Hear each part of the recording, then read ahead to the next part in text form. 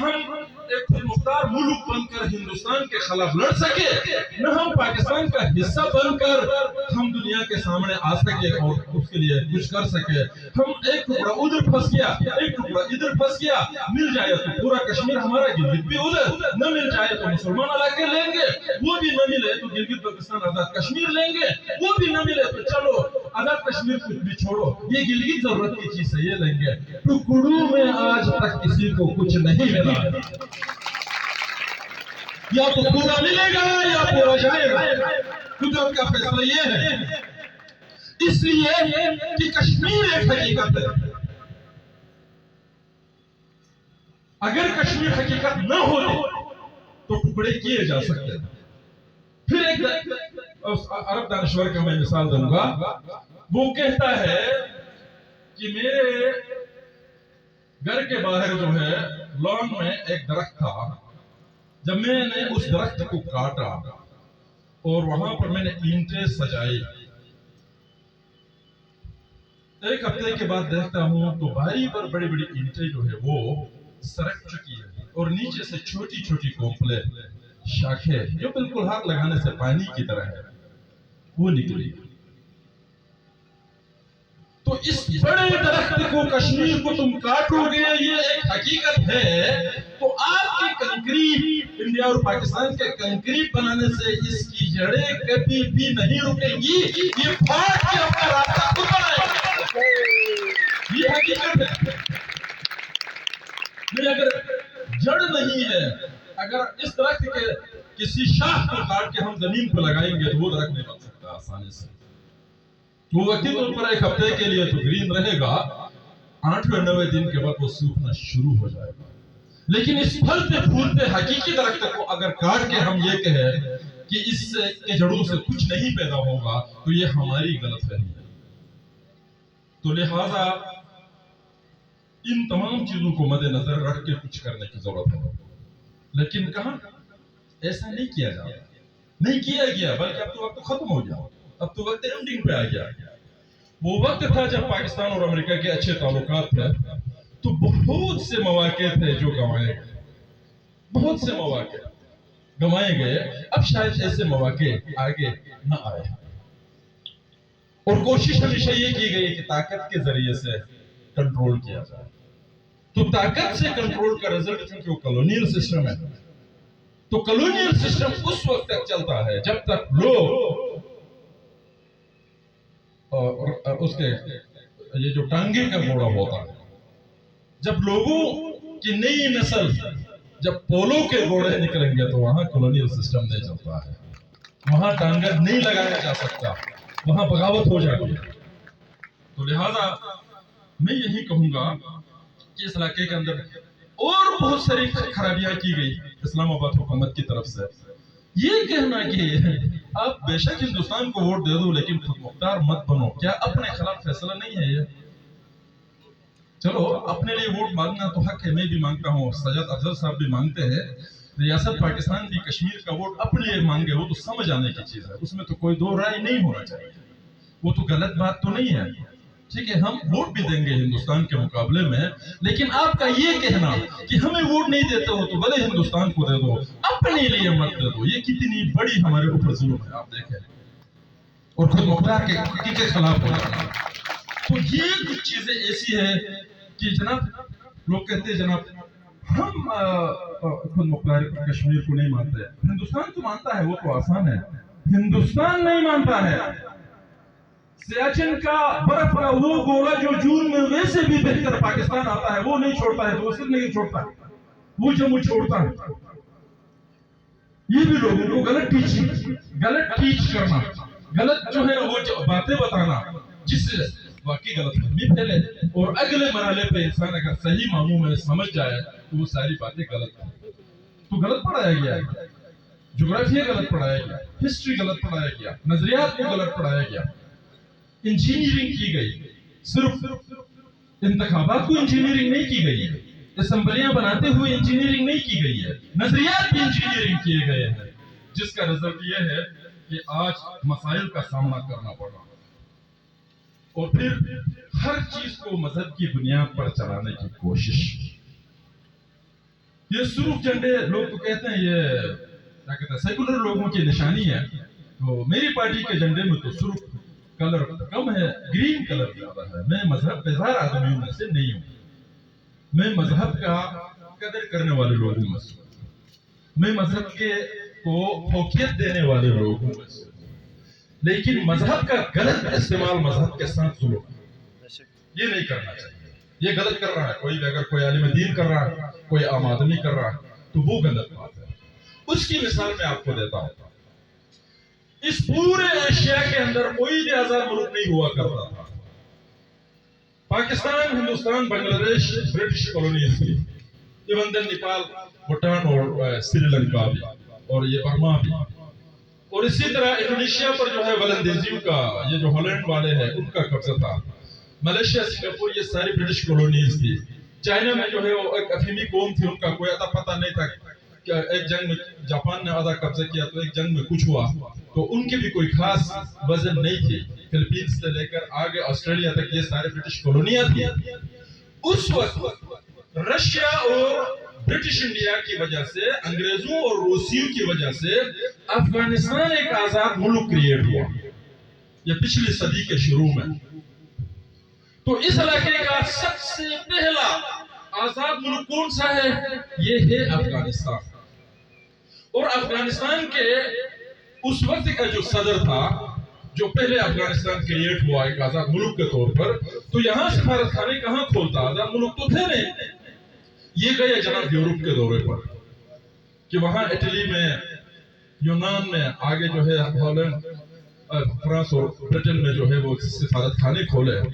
تو انگریز تھے شیطان چالاک، تو اس نے روس کے ساتھ ایک بفر اسٹیٹ کے طور پر افغانستان کو آزاد ملک تو ڈکلیئر کیا تھا، لیکن اندر سے افغانستان کے اندر ریشہ دوانیاں جو ہے نا اس نے کرنا تھا، وہ مخلص نہیں تھا افغانستان سے۔ تو اس وقت یہ فوٹوز نکالنے کا ابھی شروع ہوا تھا، جو آج کل ویڈیوز کے ذریعے سے کنڈلز بنائے جاتے ہیں۔ تو اس کے پیچھے جو ہے کسی صحافی کی ڈیوٹی اس وقت لگا دی، تو وہاں یورپ کے اندر اس وقت بھی یہ جو ہوٹلوں کے اندر، ریسٹورنٹس کے اندر لڑکیاں سرو کرتی تھی، ویٹرز ہوتی تھی، تو لڑکیوں کے ساتھ افغانستان کے صدر کے ایسے فوٹوز لیا جو کہ اس وقت 1924 میں، 1920 اس دوران وہ بہت زیادہ نازیبا تھی اس علاقے کے اندر۔ ان فوٹوز کے وہ کیا کہتے ہیں، صدر افغانستان واپس کابل پہنچنے سے پہلے فوٹوز پہنچائے گئے، اور افغانستان میں ملا شور بازار نام کا ایک عالم دین ہوتا تھا، اس کی بہت زیادہ چلتی تھی۔ افغانستان میں آج چلتی ہے تو اس وقت کتنی چلتی ہوگی۔ ملا شور بازار کے پاس فوٹوز لے جا کر بتایا کہ آپ کے صدر کا یہ حال ہے۔ اس نے اس وقت مذہبی انجیکشن لگا لیا، پوری دنیا آزاد ہو گئی ملا شور بازار سے۔ آج ملا عمر افغانستان کا بھی آزاد ملک نہیں بن سکا۔ اس انجیکشن سے بچو۔ یہ انجیکشن بے شک آپ کو جنت لے جائے، لیکن اس سے بچو۔ یہ آپ کو کبھی آزاد نہیں کر سکتی ہے یہ انجیکشن، یہ خطرناک ترین انجیکشن ہے۔ میں نے پھر کہا کہ مذہب کا احترام ہے، لیکن اس کا غلط استعمال بہت برا، اس مذہب کے ساتھ بھی ظلم ہے۔ اسی طرح برٹش نے اور بہت سارے لوگوں نے جو ہے مذہب کا بہت بڑا استعمال کیا، بڑا استعمال تقسیم کے لیے۔ سوویت یونین کو روکنے کے لیے انہوں نے مذہب کا استعمال کیا۔ آپ کے سامنے ہوا افغانستان کا جنگ، قیام پاکستان سے لے کر یہاں تک، اور اب پھر چین کا راستہ روکنے کے لیے پھر مذہب کا استعمال ہوگا۔ تو مذہب کا استعمال ٹول کے طور پر یہ لوگ کرتے ہیں، مذہب سے مخلص ہو کر نہیں۔ مسٹر پیٹر عبد الرحمن کا کبھی مخلص نہیں ہو سکتا، لیکن پیٹر عبد الرحمن کے ذریعے ہی کام نکالے گا۔ پیٹر کی عمر ہے، کام پیٹر کا بنا نا۔ تو لہذا میں آپ سے یہ گزارش کرنا چاہوں گا کہ ان چیزوں سے بچنے کی ضرورت ہے، دیکھنے کی ضرورت ہے۔ اپنے اصل سے جڑے رہنا سب سے بڑی خوش نصیبی ہے۔ میں نے اس درخت کی بھی مثال دے دی۔ ہم برصغیر کے لوگوں نے، پاکستان، ہندوستان، بنگلہ دیش کے لوگوں نے مذہب تبدیل کیا ہے، اس سے پہلے ہم نے باپ تبدیل کیا ہے۔ یہ ہماری سب سے بڑی بدبختی ہے۔ इंडोनेशिया के सदर से किसी ने पूछा कि आपके नोट के ऊपर जो है वो गणेश का फोटो है और आपके नाम भी हिंदुआना है, ये क्या है? तो उसने कहा हमने मजहब तब्दील किया है, बाप नहीं किया है। हम पहले बाप तब्दील करते हैं फिर मजहब तब्दील करते हैं, जिसका रिजल्ट ये होता है कि हम नीचे से जड़ों से खोखले हैं। और खोखले लोग जो है उनकी जड़ें जब नहीं होती है तो उनकी जमीन आबाद नहीं होती है, वो अच्छे दरख्त नहीं बनते हैं, वो फलता फूलता एक अच्छा माशरा नहीं बनता है, बल्कि वो लोगों के जलाने की सूखी लकड़ी बन जाते हैं। और हमें उस तरफ हो या इस तरफ ममलिकतें हमें बतौर ईंधन इस्तेमाल करती है, सूखी लकड़ियों की तरह इस्तेमाल करती है। तो हमें अपने असल से जुड़ने की जरूरत है, हमें अपने माजी से जुड़ने की जरूरत है। हमारे आबा अजदाद किसी जमाने में बुद्धिस्ट थे, उससे पहले जरतश थे, फिर हिंदू थे, अब मुसलमान है। अल्हम्दुलिल्लाह, अल्लाह का बहुत बड़ा एहसान है। लेकिन ये धरती जब से पैदा हुई है और कयामत तक ये धरती है, और इस धरती से हमारी मोहब्बत होनी चाहिए। मैं धरती से मोहब्बत की बात कर रहा हूँ, किसी मजहब से नफरत की बात नहीं कर रहा, अच्छी तरह नोट कर लेना।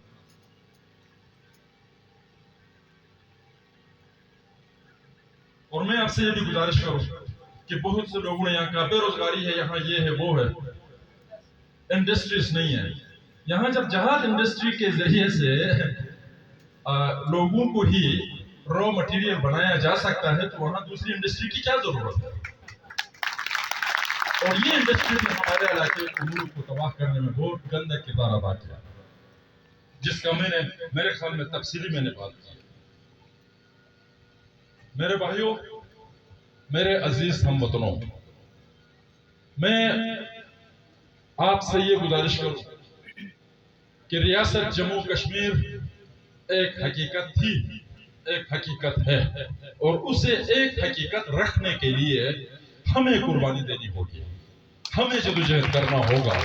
अगर हम कुर्बानी नहीं देंगे तो ये एक नहीं रहेगा। किसी जमाने में बड़ी बड़ी ममलिकतें होती थी, क्या कौन सी ममलिकत रह गई? क्या उस्मानिया सल्तनत बाकी रह गई? क्या दूसरी ऐसी बड़ी मुगल सल्तनत बाकी रह गई? अफगानिस्तान से बर्मा तक एक इस्लामी हुकूमत थी, मुसलमानों की हुकूमत थी, इस्लामी तो नहीं। तो इसी तरह और बहुत सारी ममलिकतें दुनिया के अंदर थी। सिकंदर आजम ने आज ही दुनिया फतह किया, लेकिन सबको जवाल का सामना करना पड़ा, और ये जवाल बैरूनी फातिहीन के जरिए से कम और अंदरूनी नाकामियों और कमियों की वजह से ज्यादा हुआ। ये जो हमारे जो है ना कनिंग पोजीशन की वजह से बहुत ज्यादा हुआ। तो लिहाजा ये बहुत मुश्किल काम है, ये कोई आसान काम नहीं है कि भूख बर्दाश्त करना, तकलीफ बर्दाश्त करना, मुसीबत बर्दाश्त करना, ये आसान काम नहीं है। लेकिन इन सबको बर्दाश्त करने में एक मजा है। क्या आपने किसी मुजाहिद को बीमार होते देखा? वो जंग में तो जख्मी हो सकता है, लेकिन उसका पेट कभी खराब नहीं होता। मुजाहिद आदमी की सेहत खराब नहीं होती है। इस दुनिया में ज्यादा खाने से बीमारियां आ गई है, कम खाने से कोई बीमारी नहीं आई है। और ये असम्बलियों के मेंबर, वज़रा, सुफरा, ये सारे भी ज्यादा खाकर हमारे लिए बीमारियां लेके आए हैं। ये कम खाते हैं तो कभी भी ये इलाका बीमार नहीं होता, ये रियासत बीमार नहीं होती। फिर कॉलोनी की दूसरी मिसाल मैं आपको देता हूँ। कॉलोनी में क्या है? हुकूमत को बचाओ, अवाम पहली तरजीह कभी नहीं रहती है कॉलोनी की। बाहर का हुक्मरान जब हुकूमत करता है या उसका एजेंट हुकूमत करता है, तो उसके अवाम और धरती जो है पहले तरजीह नहीं होती है, उसकी तरजीह पहले अपनी हुकूमत होती है। आप बजट उठा के देखें, मैं गिलगित बल्तिस्तान के बजट को बार बार देखता हूँ, एक तहसील से ज्यादा एक डीसी के मराआत, एक गांव से ज्यादा एक हवलदार के मराआत, एक तहसीलदार के मराआत। बेशक एक गांव में बिजली जाए तो जाए, अल्टरनेट इंतजाम नहीं है, लेकिन डीसी के बाहर, कर्नल के बाहर, मेजर के, बहुत बड़े जनरलों की मैं बात नहीं करूंगा, उनके घर में बिजली जाए तो जनरेटर स्टैंड बाय में है। चीफ सेक्रेटरी गिलगित बल्तिस्तान 4 तरफ से नहीं 7 तरफ से پیسے وہ جمع کرتا ہے، اس کی مراعات ہے، وہ قانونی مراعات ہے، اور اس میں پیسے لینا تو چھوڑ دو، تنخواہ لینا تو چھوڑ دو۔ میں ایک اور مثال دیتا ہوں، میں نے اسمبلی کے اندر بھی کہا کہ چیف سیکرٹری کی حیثیت سے سردیوں کے لیے اس کو لکڑی الگ دینی ہے، ناٹکو کے چیئرمین کی حیثیت سے لکڑی الگ دینی ہے، کوآپریٹو بینک کے چیئرمین کی حیثیت سے الگ لکڑی دینی ہے۔ کیا یہ لکڑی چیف سیکرٹری صاحب کو گرمانے کے لیے دینی ہے یا جلانے کے لیے دینی ہے؟ گرمائش کے لیے تو ایک طرف سے کافی ہے نا، بس باقی دو طرف معاف کریں جناب۔ آگے پیچھے ہر طرف سے آگ اس کو لگایا جاتا ہے جس کو جلانا مقصد ہوتا ہے، تپانا مقصد نہیں ہوتا۔ یہ ہے کالونی۔ سودنوتی کے پورے ڈسٹرکٹ کو کچھ ملے یا نہ ملے، لیکن آپ کے صدر کو تو کچھ نہ کچھ ہے نا جناب، اتنے ڈسٹرکٹ کے برابر مراعات۔ میں نے بھی وہاں کسی گورنر کے وہ دیکھے تھے، کیا کہتے ہیں ان کو، جو مراعات، اس میں کوئی اس نے 1,12,000 کے ایک مہینے میں مونگ پھلی کھائی تھی، روٹی کتنی کھائی ہوگی؟ ایک آدمی جو ہے اس کو ڈیلی 100 لیٹر 50 لیٹر، یہ 100 لیٹر سے کیا وہ کوئی سواری لے کر جاتا ہے رولا کوٹ سے پنڈی کی طرف؟ کہاں جاتا ہے وہ 100 روپے کا تیل، 100 لیٹر تیل ڈال کر؟ 100 لیٹر تیل سے تو ہم پنڈی جلدی پہنچتے ہیں ڈیلی کے حساب سے۔ یہ کالونی ہے، اور پھر کہتے ہیں جناب عالی انگریز ہم پر حکومت کرتا ہے، بہت بڑا چالاک شیطان ہے۔ نہیں، وہ چالاک شیطان نہیں ہے، ہم بے ایمان ہیں، ہماری بے ایمانی سے وہ فائدہ اٹھاتا ہے۔ آپ کے کشمیری بہت زیادہ انگلینڈ میں رہتے ہیں، کبھی دیکھا ہے کہ میں وہاں ایک زمانے میں رہتا تھا، جیک سٹرا وزیر خارجہ تھا، میں کبھی نہیں دیکھا کسی گاڑی میں جو ہے آگے پیچھے پمپوں بجا کر چلاتے ہوئے، میں نے کسی پرائم منسٹر کو تو نہیں دیکھا۔ بات یہاں کی جاتی ہے حضرت عمر اور حضرت علی کی زندگی کی، لیکن کام کون سا کیا جا رہا ہے؟ میں ایک مہینے کی تنخواہ میں امیر آدمی نہیں ہوں، میں کہاں سے دے دوں؟ میں 2 لاکھ روپیہ دیتا ہوں۔ امریکہ کے صدر کے چپراسی کا نام کوئی بتا دے، فرانس کے صدر کے چپراسی کا نام بتا دے، برطانیہ کے وزیر اعظم کے چپراسی کا نام بتا دے، وہ کوئین کے ہوں گے چونکہ وہ پرانے نظام کا حصہ ہے۔ لیکن آپ کے نائب تحصیلدار کی چپراسی ایک نہیں ہے جی، 5 6 4 ہے۔ صبح شام ایمان کی بات ہے، لاؤڈ سپیکر لگا کر ایمان کی بات ہے۔ میں صرف سودنوتی کی بات نہیں کر رہا، میں پورے پاکستان اور پورے علاقوں کی بات کر رہا ہوں۔ یہاں نمازیں، روزے، زکوٰۃ، حج، اچھا سنیوں کی تبلیغ، شیعوں کی ماتم، ہمارے وہ آگا خانی لوگ جو ہے وہ بھی جمعے کو جمع ہوتے ہیں شام کو، پورے بہت PWD کبھی ٹھیک نہیں ہوئی، LGRD کبھی ٹھیک نہیں ہوئی، محکمہ صحت کبھی ٹھیک نہیں ہوئی، محکمہ تعلیم کبھی ٹھیک نہیں ہوئی، فشریز بھی پناہ مانگ رہے ہیں، مچھلی بھی، کیونکہ محکمہ والوں نے ہی کھانا شروع کیا، جنگل محفوظ نہیں ہے محکمہ جنگلات سے، تو یہ باقی سارا ڈرامہ کیوں ہے جناب؟ جب ایمان کی بات کرتے ہیں تو ایمانداری آنی چاہیے نا۔ ایک انگریز اپنی فائل خود اٹھا کے اپنے جونیئر کے پاس جاتا ہے اور آپ نیچے بزر بجاتے ہیں آدمی کو بلانے کے لیے، اور پھر کہتے ہیں میں غلام ہوں، وہ آزاد ہے، یا وہ دنیا میں طاقتور ہے، میں طاقتور نہیں ہوں۔ وہ سازش، وہ کس چیز کی سازشیں کرتے ہیں؟ سازش تم کر رہے ہو اپنے لوگوں کے خلاف، اپنے ملک کے خلاف، اپنے خود خلاف۔ تم مر جاؤ گے، اپنی فائل خود لے کے جاؤ گے تو۔ جناب اس انگریز نے یہاں بھی یہ غلط چیزیں سکھائی۔ بیٹ مین اولو کا پٹھا، تمہاری بیوی بیٹ ٹھیک نہیں کرتی ہے لندن میں، تم یہاں ہندوستان میں اگر بیٹ مین بناتے ہو۔ یہ بیٹ مین کے چکر میں ہماری جو فوجی ہے، یہ پچھلی مرتبہ یہاں پاکستان آرمی میں اس کو ختم کیا ہے، ہمارے آدھے مجاہدین کو بیٹ مین بنا دیا تھا افسروں کے بسترے ٹھیک کرنے کے لیے۔ وہ کیا جنگ لڑے گا جو اپنا بستر ٹھیک نہیں کر سکتا؟ بیٹی ادھر بیوی ٹی نہیں بناتی ہے، ادھر ہمارے ساتھ ٹی پیتا ہے وہ اٹھ کے ہی۔ उधर तुम्हारी बेबी टी बना के जाके देखे अंग्रेजों के घरों में। ये सारी चीजें कबाहत है इन लोगों ने यहाँ ला के छोड़ा और हमने इसे एक मजहब की तरह, एक अकीदे की तरह आज तक रखा। फाड़ के फेंकना पड़ेगा इस निजाम को, खत्म करना पड़ेगा इस निजाम को, आजादी लेनी पड़ेगी इस निजाम से। ये हमें मजहब की तबलीग करके खुद अंग्रेजों के एजेंट, अंग्रेजों के दलाल और अंग्रेजों के उस निजाम को खत्म नहीं करना चाहते हैं। आजादी इनसे चाहिए, हमारे साथ धोखा कर रहे हैं ये लोग। कितने पैसे आप आजाद कश्मीर के बजट को उठा कर देख ले, डेवलपमेंट बजट भी देख ले और नॉन डेवलपमेंट बजट भी देख ले, आपके डेवलपमेंट पर कितने पैसे खर्च हो रहे हैं और उनके अफसरों की आयाशी पर कितने पैसे खर्च हो रहे हैं। मुझे गिलगित के बारे में तो मालूम है 16 अरब डेवलपमेंट के लिए है, 43 अरब नॉन डेवलपमेंट के लिए है। क्यों जीतने देंगे ये सारे लोग मिलकर सजाद अफजल को, क्योंकि उसने ये बात कहनी है असेंबली में। मुमकिन है उसमें आपका सरमायादार भी इस्तेमाल होगा, उसमें आपका मौलवी भी इस्तेमाल होगा, उसमें आपका जागीरदार भी इस्तेमाल होगा, वो आपके कबीले को भी यूज करेगा, वो आपके अध्यक्ष को भी यूज करेगा, वो तमाम तरह वसाइल यूज करेगा, वो सारी चीजें यूज करेगा ताकि ये बातें न उठे। जिस मुल्क में ये बातें उठी है वो मुल्क आजाद हुए और वो मुल्क दुनिया में तरक्की कर चुके हैं। वो मुल्कों के अंदर इस तरह के अमीर कबीर और ये लोग नहीं है जिनके एक गाड़ी के पीछे 20 गाड़ियां फिर रही हो। किससे खतरा है तुमको? हमें कोई खतरा नहीं है। तुम्हें ये खतरा कहां से आया? क्या किया है? तुम कोई जहाज करके आए हो? क्या किया तुमने? कोई दुश्मनी मोल से आए हो? नहीं, ये खतरा इंसानों से है। ये आपकी गलतफहमी है, ये आपका अना है और आपके अना और आपकी गलतफहमी बहुत जल्द दूर होगी जब पब्लिक बाशोर हो।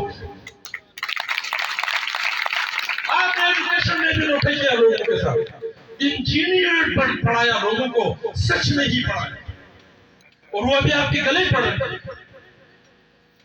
तो मैं इतनी ज्यादा बातें इन बातों में नहीं, बल्कि हम इलेक्शन के सिलसिले में आए हैं तो हम आपसे वोट का ही रिक्वेस्ट करेंगे क्योंकि आज की जरूरत इस तरह की है।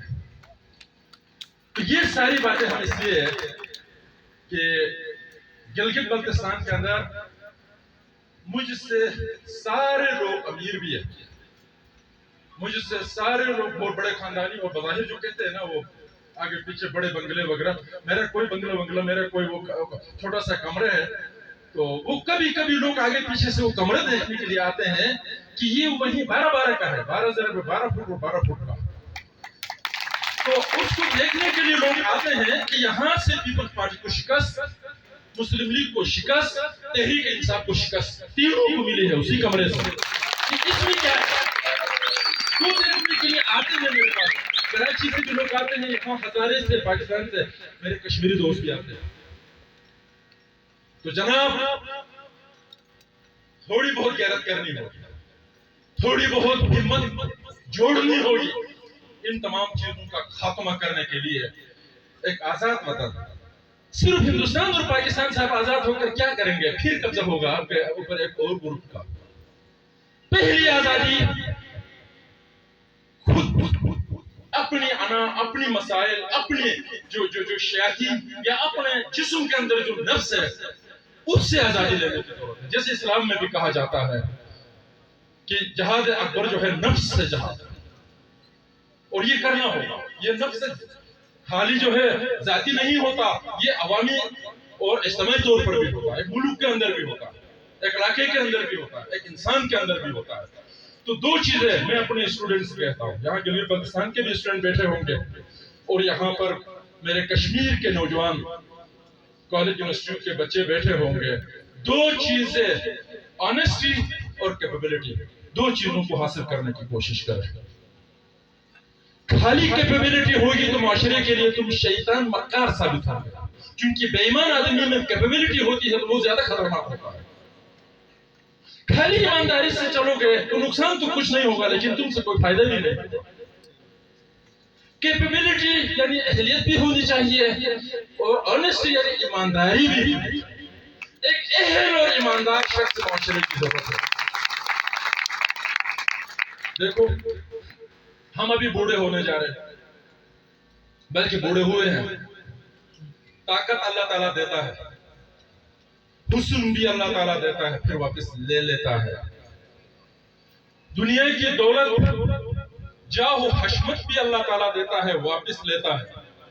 लेकिन मजहब भी ये कहता है, और आम साइंटिफिक तजुर्बे भी ये है, न आपके हुस्न की तारीफ बाकी रहती है, न आपकी दौलत और ताकत की तारीफ बाकी रहती है। एक ही चीज बाकी रहता है, और वो है कैरेक्टर, किरदार।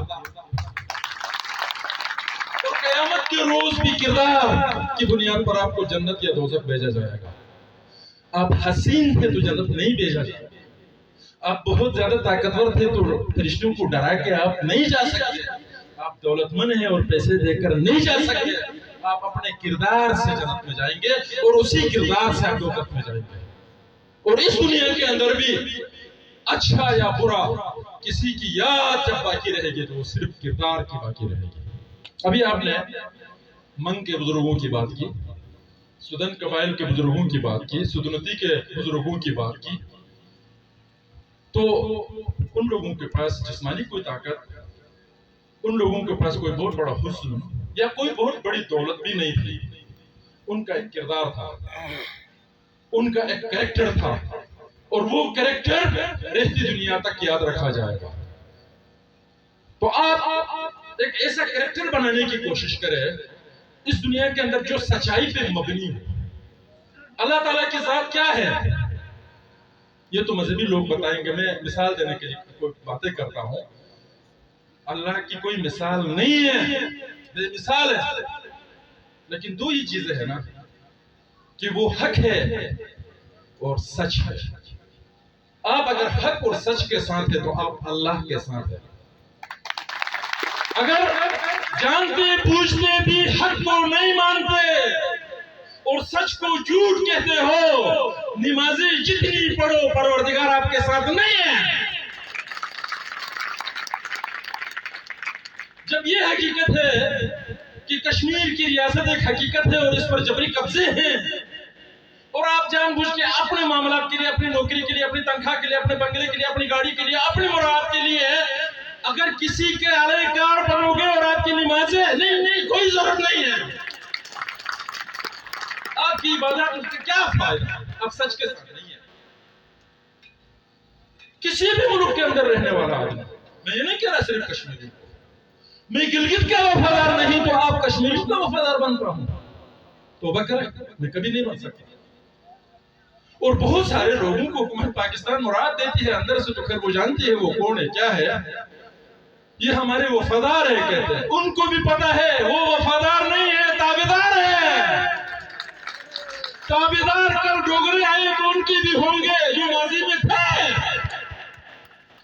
अगर ब्रिटिश आएगा तो कहेगा ओहो 47 साल तक तो हमारी आंखें चुंदने आ गई, आपको देख आपका इंतजार कर करके।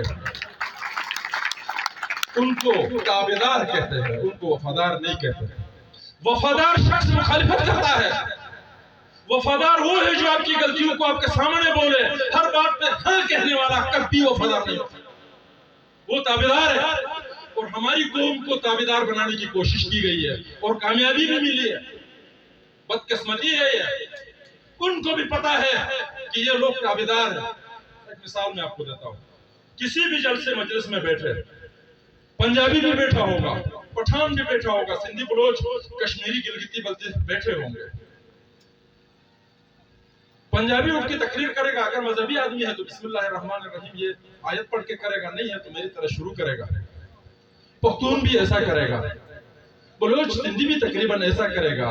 गिलगित बल्तिस्तान या कश्मीर का होगा तो आयत पढ़ दे या न पढ़े ये जरूर कहेगा मैं पाकिस्तान का वफादार हूं, फिर बात शुरू करेगा। तो ये शक नहीं है क्या? ये शक नहीं है।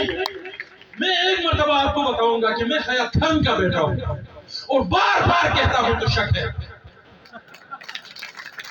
میری ماں نے ایک مرتبہ بتایا کہ تم فلاں کے بیٹے ہو، 150 بس، آپ کو بتانے کی مجھے کوئی ضرورت نہیں ہے، میں کلیئر ہوں۔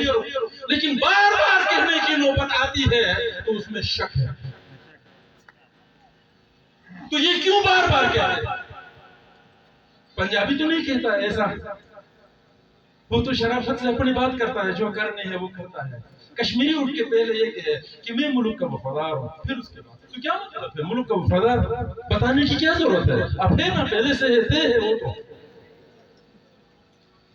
تو لہذا میں آپ سے یہ گزارش کروں کہ ایک شعوری بیداری کی ضرورت ہے، ایک شعوری طور پر قوم کو اٹھانے کی ضرورت ہے۔ کشمیری قوم کوئی بری قوم نہیں ہے، میں آپ کے منہ پہ آپ کی تعریف کرنے کے لیے نہیں کہہ رہا۔ ہماری لیڈرشپ میں کمزوریاں رہی ہیں۔ آپ نے استور سے مرحوم امان اللہ کو لا کے لیڈر بنا دیا، آپ نے اس کا ساتھ دیا اور آج تک بھی آپ محبت کرتے ہیں، تو اس کا مطلب یہ ہے کہ آپ اچھے لوگ ہیں۔ اگر آپ متعصب لوگ ہوتے تو گلگت کے آدمی کو اپنا لیڈر نہیں مانتے۔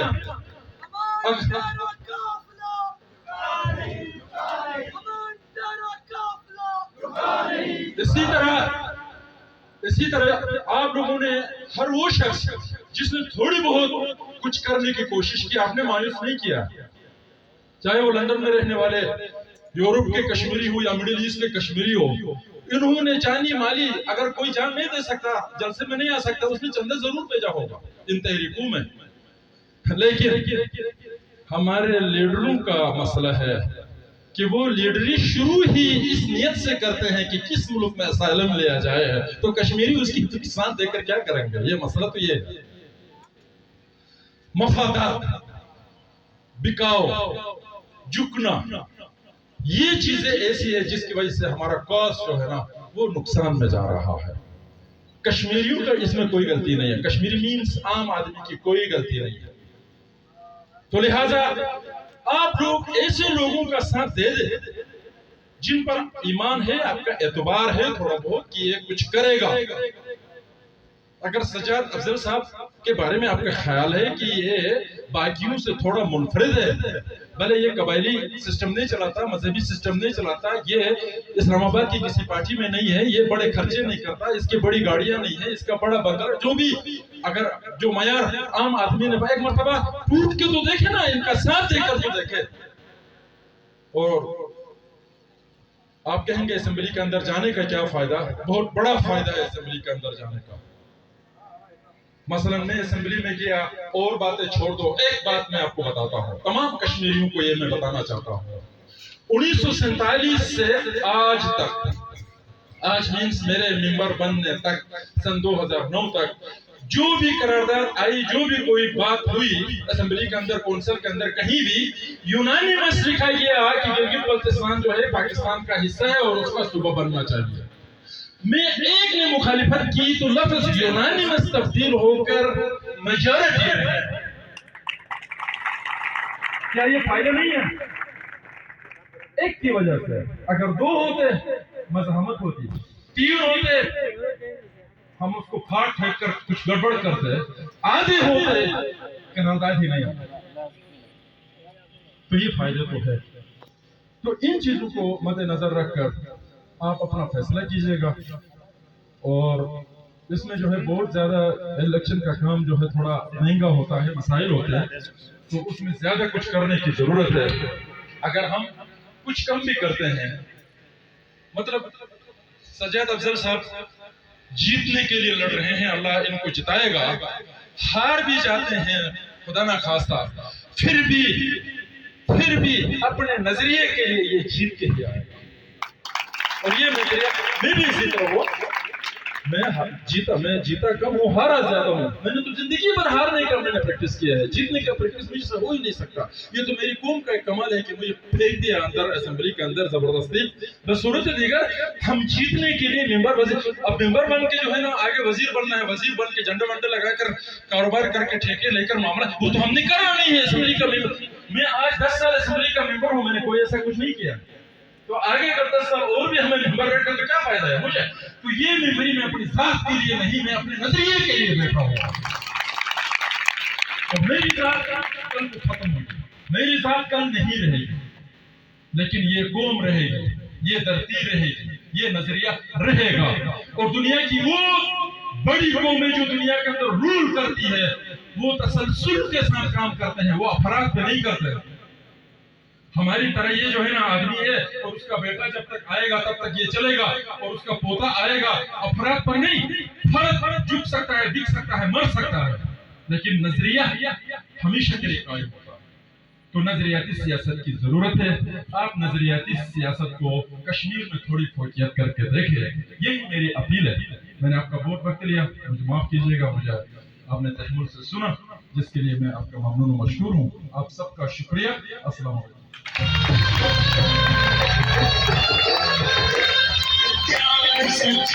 کشمیر کی یاد